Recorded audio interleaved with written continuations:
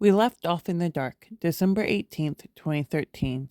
A 20-year-old woman, a car abandoned at the boat landing, and a digital trail that led to the public payphone. For 2 months, the community of Myrtle Beach held its breath. The Elvis family held visuals, and the two people, Sidney and Tammy Moorer, held their silence. But the silence was about to shatter. Today we cover the moment the investigation turned into the interrogation. The morning the handcuffs clicked, and the beginning of the legal odyssey that would prove that sometimes what you don't find is just as loud as what you do find. This is part 2 of the Heather Elvis case. In the early morning hours of February 21st, 2014, the quiet wooded neighborhood of Briarcliffe Acres was awoken by the strobing blue and red lights of the multi-agency task force. For 2 months, Sidney and Tammy Moorer had lived in the center of the storm, maintaining their innocence, while the world outside their door grew increasingly hostile. But the morning the storm finally breached their walls, the images captured by local news crews that morning became indelible parts of the Heather Elvis saga. Sidney Moorer, tall and bearded, was led out in a t-shirt, his expression unreadable. Tammy Moorer followed, her face a mask of defiance that would soon become her trademark in the courtroom. Imagine the scene. A suburban neighborhood turned into a crime scene, neighbors peeking through their blinds. The Find Heather community felt a momentary surge of relief. To many, the arrest felt like the beginning of the end.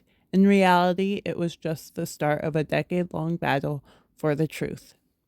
Initially, the charges were staggering: murder, kidnapping, obstruction of justice, and 2 counts of indecent exposure.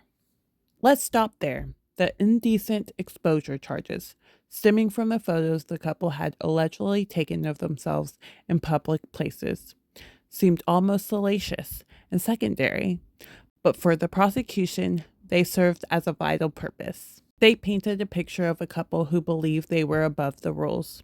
This stood in stark contrast to the wholesome, hardworking image of the Elvis family. It wasn't just about a crime, it was about the lifestyle the prosecution argued was fueled with a lack of boundaries and a dangerous sense of entitlement. The first major legal showdown occurred during the bond hearings. In South Carolina, bond for a murder charge is not guaranteed. Solicitor Jamie Richardson and the team began to lay out the why and the how. They spoke of the lure, the 3:17 a.m. payphone call that acted as the bait. They spoke of the jealousy, the toxic dynamic where Tammy Moorer allegedly viewed Heather not as a person but as a stain that needed to be erased from her marriage. But the defense had a powerful counterpunch. They hammered a single haunting fact: no body, no crime scene, no weapon. Where is the evidence of a murder? The defense argued.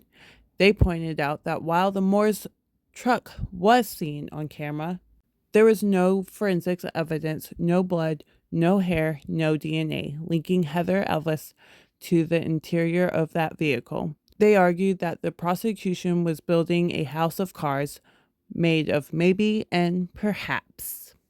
The judge, however, saw enough substantial evidence to deny bond initially. The Moores would stay in jail, but the clock was ticking. Under the law, the state had to move toward a trial. This is where the case gets truly complicated.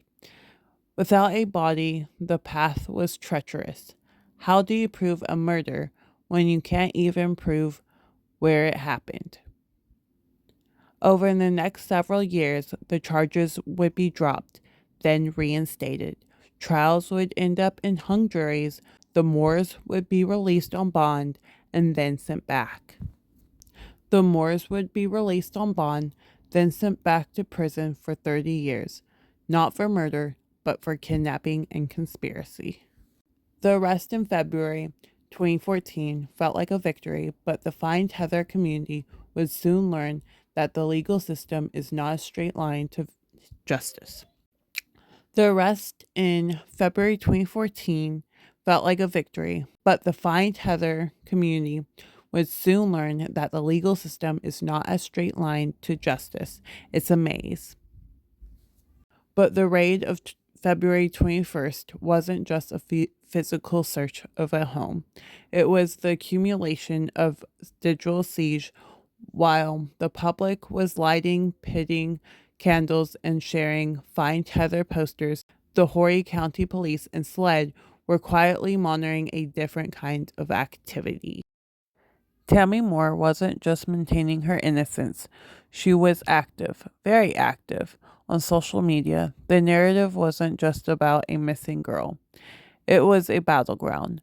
The prosecution would later argue that Tammy used her online presence to reclaim her territory, often posting content that the Elvis family found deeply taunting.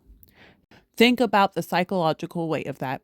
You have a family, Terry and Debbie Elvis, desperately searching for their daughter, while the primary person of interest is appearing to live out a business as usual life online. Behind the scenes, the digital breadcrumbs was being baked in a hard case. Investigators weren't just looking at GPS, they were looking at timing. They noticed the specific pattern, the Moore's truck leaving their home, traveling towards the payphone, and then heading toward the landing, all in a synchronized window of time that matched Heather's phone activity. This wasn't a crime of passion.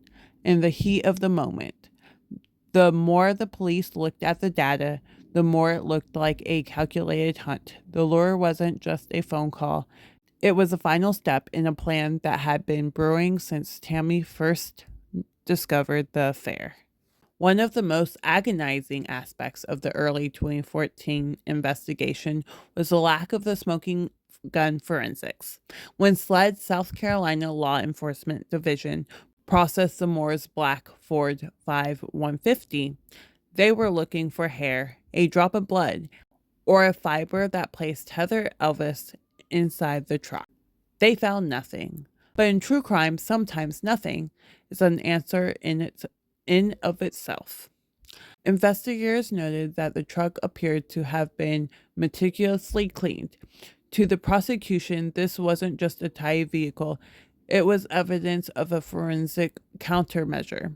They argued that if the Moores were innocent, why was there no trace of the girl that they were supposedly just talked to or just tried to help?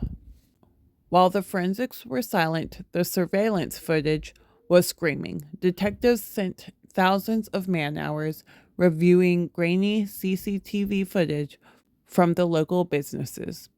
They weren't looking for a face, they were looking for a silhouette.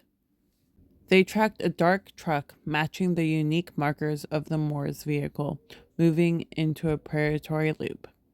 The truck left the Moore home past the payphone location and headed towards Peachtree Boat Landing. It was captured heading back toward Briarcliffe Acres shortly after Heather's phone went dark forever. This is what we call a circumstantial web. One thread can be broken. A truck looking like it's yours isn't a conviction. A payphone call near your house isn't a murder. But when you weave hundreds of these threads together, they form a net that is nearly impossible to escape. As the Moores sat in the J. Rubin Long Detention Center, the city of Myrtle Beach transformed. This wasn't just a news story anymore. It was personal. Yellow ribbons, Heather's favorite color, began appearing on mailboxes, storefronts, and trees across the Grand Strand. This community pressure was a double-edged sword. It kept the case in the spotlight, ensuring the police couldn't let it go cold.